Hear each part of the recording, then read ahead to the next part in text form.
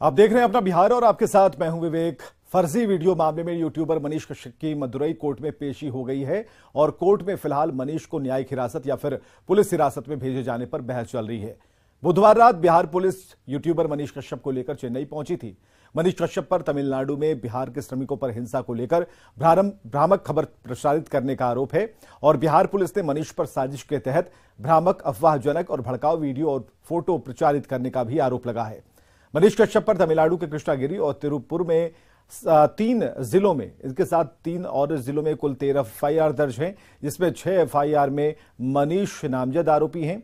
अकेले कृष्णागिरी में मनीष कश्यप पर 3 केस दर्ज हैं। साथ ही उनके सस्तक प्राइवेट लिमिटेड कंपनी पर भी एफआईआर दर्ज है। तमिलनाडु पुलिस ने पहले मनीष को ट्रांजिट रिमांड पर लेने की कोशिश की, लेकिन एक दूसरी टीम प्रोडक्शन वारंट की मांग लेकर बेऊर जेल पहुंची।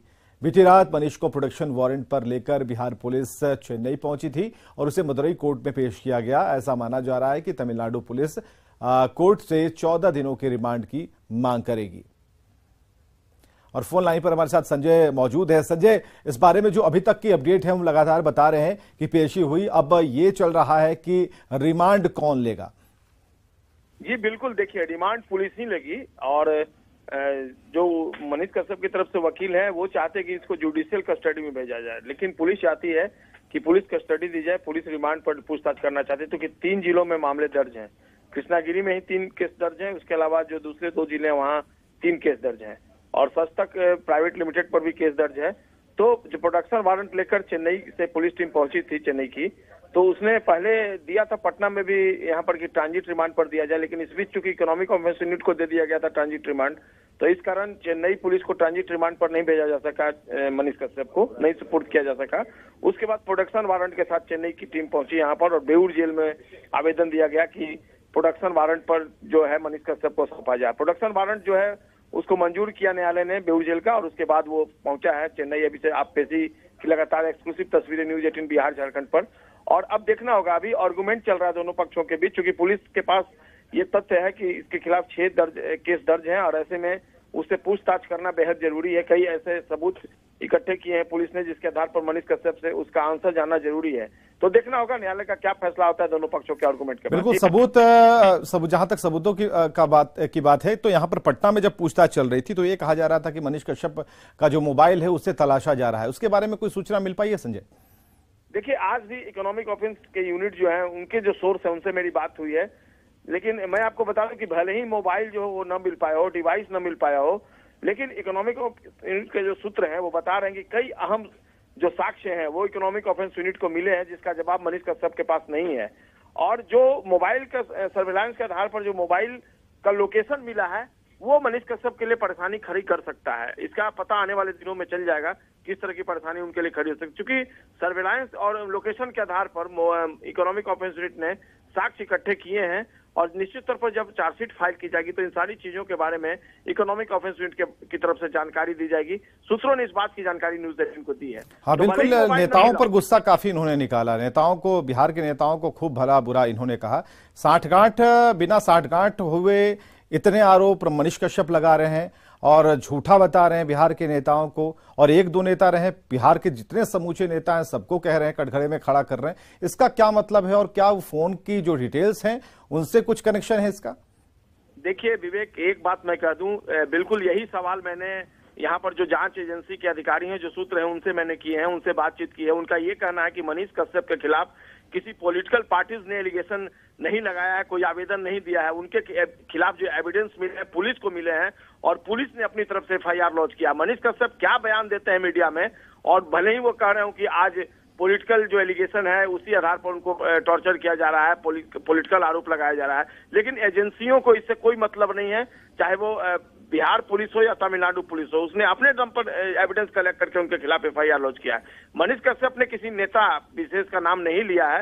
वो भले ही आज ये आरोप लगा रहा हो कि जो पॉलिटिकल जो दुश्मनी है उसके कारण उसके खिलाफ एफआईआर लॉन्च किया गया, लेकिन एफआईआर करने वाली कोई पॉलिटिकल पार्टीज नहीं है। बिहार पुलिस ने, इकोनॉमिक ऑफेंस यूनिट ने एफआईआर लॉन्च किया, वो जांच कर रही है। तो ऐसे में बहुत ज्यादा, और देखिए मैं आपको बता दूं कि जब मनीष कश्यप को कोर्ट में प्रोड्यूस किया गया था पहली दफा रिमांड पर लेने के लिए, तो उस समय मनीष कश्यप की आंखों में आंसू थे, आंखें लाल थी और कल मनीष कश्यप का बॉडी लैंग्वेज जो था वो बदला सा था।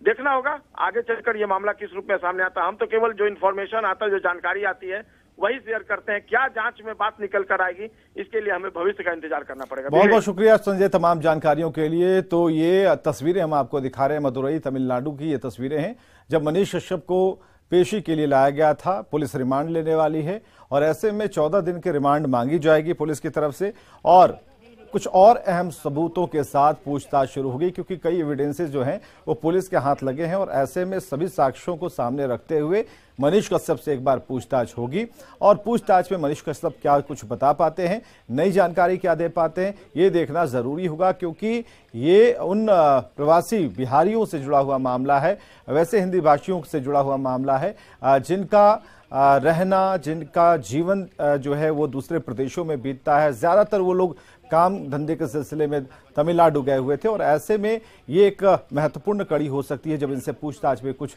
अहम सुराग या फिर कुछ नई सूचनाएं सामने आ पाए।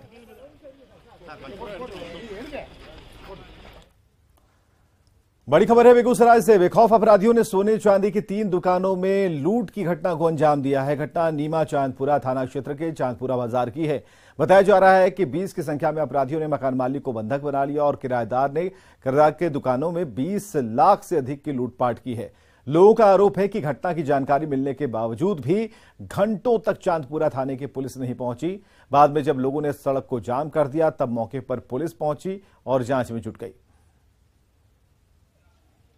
कि हम सो के उठे, कबाड़ खोले निकले बाहर, तनिए के आगे बढ़ते हैं कि 5 गो खच्चर डकैत आकर हमको गोली सटा दिया। सो तो अंत मार देंगे। इधर सब डकैत इसको ताला तोड़ने को भिड़ गया। कंपट्टी में गोली सटा बेटा पुतो को घर जाए रहेगा, नहीं जाए अपने कंपट्टी में गोली सटेने रहला। हां सटेने रहला था, चांदी था, सारा सामान उठा के ले गया। बाहर में ले जाके उसको कटर मशीन से काट के सब सामान निकाल लिया।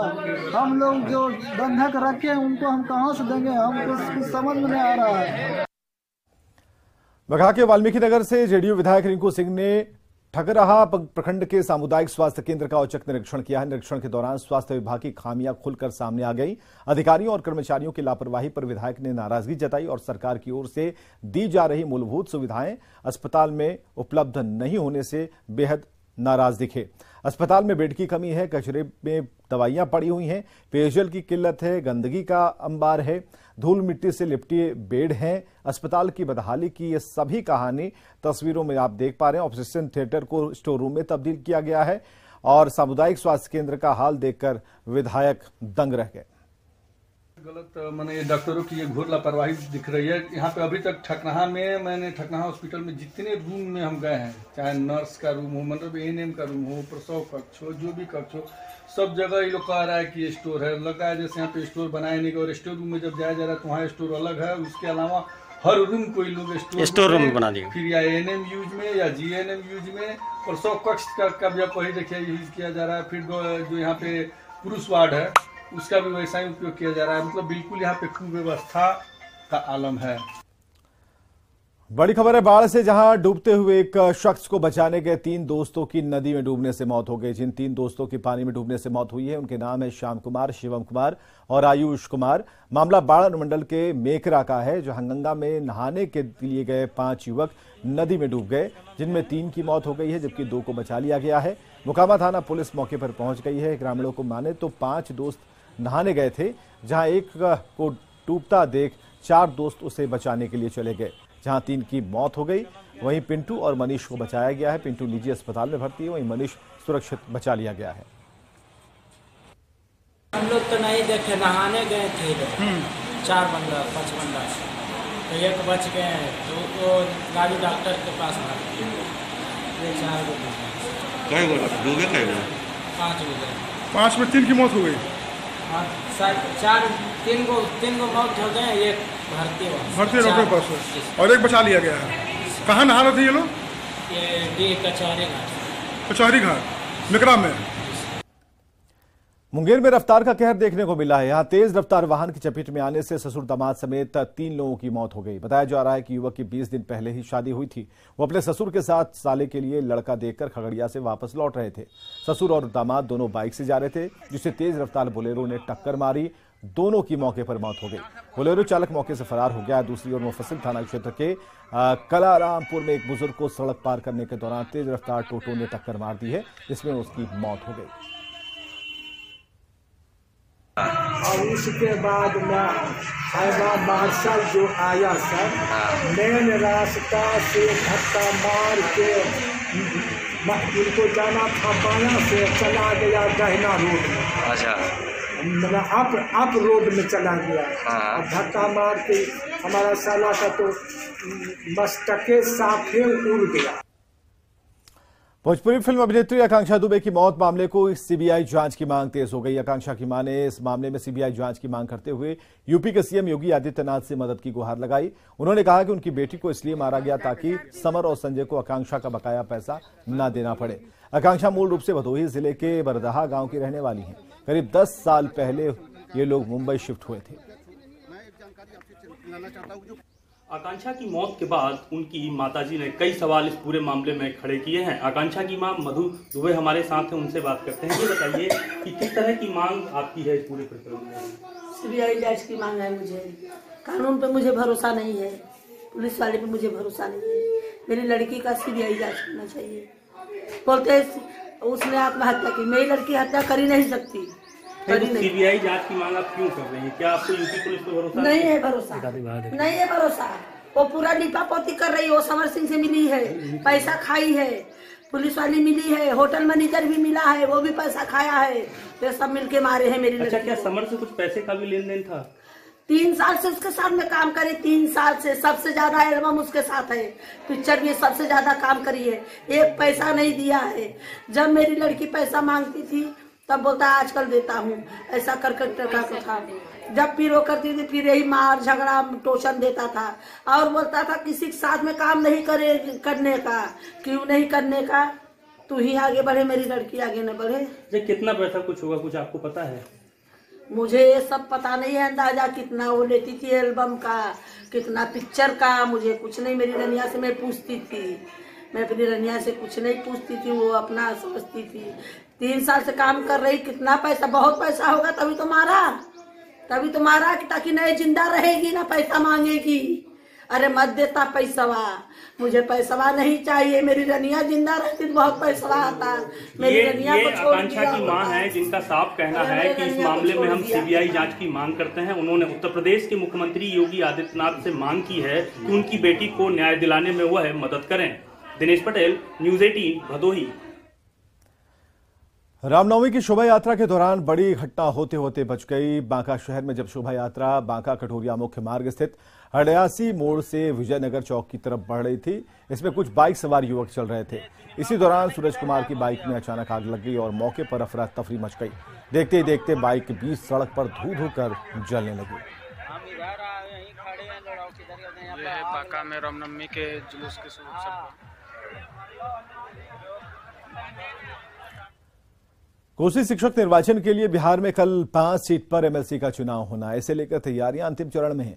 14 जिले के सभी 157 मतदान केंद्रों पर मतदान पेटी भेजी जा रही है। चुनाव के लिए कोसी शिक्षक निर्वाचन के लिए पूर्णिया के प्रमंडलीय आयुक्त को आरओ बनाया गया है। वहीं सभी 14 जिले के डीएम इसके एआरओ बनाए गए हैं। आपको बताएं कि इस चुनाव में कुल 7 प्रत्याशी मैदान में हैं, जिसमें जेडीयू प्रत्याशी संजीव कुमार सिंह और भाजपा प्रत्याशी रंजन कुमार के बीच कांटे की टक्कर है। जो भी हमारे मतदाता हैं, शिक्षक हैं, उनसे अनुरोध होगा कि वो अपने मताधिकार का प्रयोग जरूर जाकर के बूथ पे करें। वो इलेक्शन का समय 4 बजे शाम तक निर्धारित है, तो 4 बजे के पहले निश्चित रूप से अपने बूथ पर जाकर के अपने मताधिकार का प्रयोग करें। केंद्रीय गृह मंत्री अमित शाह के बिहार दौरे के कार्यक्रम में फेरबदल हुआ है। बीजेपी प्रदेश अध्यक्ष सम्राट चौधरी ने न्यूज 18 से बातचीत में बताया कि अमित शाह अब 1 अप्रैल की शाम पटना पहुंचेंगे और 2 अप्रैल को सासाराम और नवादा में आयोजित सभा को संबोधित करेंगे। 2 अप्रैल को अमित शाह पटना में पार्टी के नेताओं के साथ बैठक भी करने वाले हैं। अमित शाह बिहार दौरे पर आने वाले हैं, उनके कार्यक्रम में भी एक बदलाव हुआ है, उसकी तैयारी इस वक्त बीजेपी कार्यालय में चल रही है। और हमारे साथ प्रदेश अध्यक्ष सम्राट चौधरी जी हैं। सम्राट जी, कार्यक्रम बदला है, अब 1 अप्रैल को ही अमित शाह आ रहे हैं और बीजेपी कार्यालय भी आएंगे, जी सूचना मिली है? देखिए, अभी 2 कार्यक्रम में वो आ रहे हैं। एक सम्राट अशोक जयंती के समारोह 2 अप्रैल को सासाराम में होंगे और दूसरा जो लोकसभा प्रवास का कार्यक्रम उनका है, उसी कार्यक्रम में वो आएंगे और उस कार्यक्रम के माध्यम से ही पूरे बिहार के भारतीय जनता पार्टी के कार्यकर्ता चार्ज होंगे और लोकसभा की पूरी तैयारी भी हम शुरुआत करेंगे। लेकिन कुछ फेरबदल की भी सूचना मिली है, अभी को लेकर के भी यहाँ पर लोग आए थे, कहा जा रहा है कि अब 1 अप्रैल को ही वो बिहार आ जाएंगे। नहीं, 1 अप्रैल के शाम को आने की सूचना प्राप्त हुई है। शाम में आएंगे और रात्रि विश्राम पटना में करेंगे और सवेरे यहाँ से दोनों कार्यक्रम को देखेंगे। पार्टी कार्यालय में भी कोई बैठक है उनकी पार्टी के नेताओं के साथ? अभी तय नहीं हुआ है, बैठक जैसे ही तय होगी तो आपको। सम्राट अशोक की जयंती को लेकर के बिहार में सियासत है और इसी दौरान केंद्रीय गृह मंत्री अमित शाह का बिहार दौरा भी है, जिसमें फेरबदल हुआ है। अब 1 अप्रैल को अमित शाह आ रहे हैं और सासाराम नवादा के साथ साथ भाजपा कार्यालय में भी पार्टी के नेताओं के साथ बैठक करेंगे। शैलेंद्र, तो सम्राट चौधरी जो जानकारियां दे रहे थे उसके मुताबिक अब ये कार्यक्रम थोड़ा बदला है। अमित शाह 1 अप्रैल को आने वाले हैं, 2 तारीख को उनका कार्यक्रम है। हालांकि ये कार्यक्रम क्यों बदला गया, तारीखें क्यों बदली गई, इसके बारे में अभी कोई पुख्ता जानकारी नहीं है, लेकिन ये है नया शेड्यूल सामने आया है। रामनवमी को लेकर राजवंशी नगर हनुमान मंदिर में बड़ी संख्या में श्रद्धालुओं की भीड़ देखने को मिली। लोग चिलचिलाती धूप की परवाह किए बगैर कतार में खड़े रहे। जिला प्रशासन की तरफ से सुरक्षा के व्यापक इंतजाम देखे गए।